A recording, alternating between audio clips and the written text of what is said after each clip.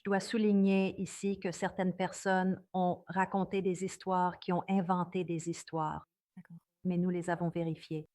Que les gens étaient au courant de cela, que cela était sorti de terre à un certain moment, et ce n'est pas vrai. Mmh. Les gens qui vivaient autour n'en savaient rien. Pour eux, c'était juste plus de saleté. D'accord. Alors, Ron était enfin prêt en 1977 et il va en parler un peu, puis dans un instant, nous entendrons ses fils en parler.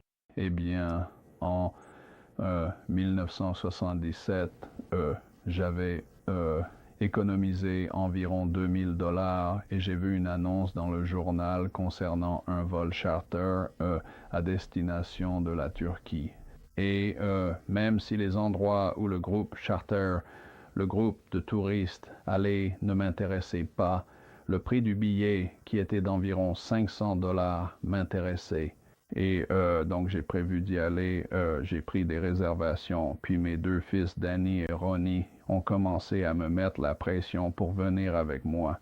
Au début, quand nous sommes partis, il ne voulait pas que nous venions. Il comptait y aller tout seul.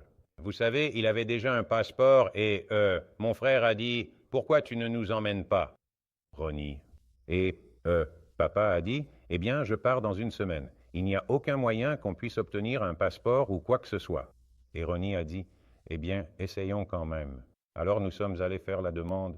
Nous n'avions pas beaucoup de temps, donc la veille de notre départ, nous avons fait nos valises, préparé toutes nos affaires.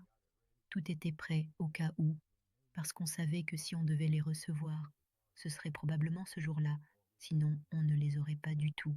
Donc nous étions prêts à partir, et puis vers 11 heures ce jour-là, le courrier est arrivé et nos passeports étaient là.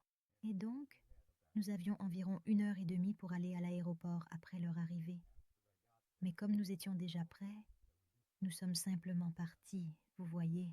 Donc c'était déjà un petit miracle en soi que mon frère et moi ayons même pu partir pour le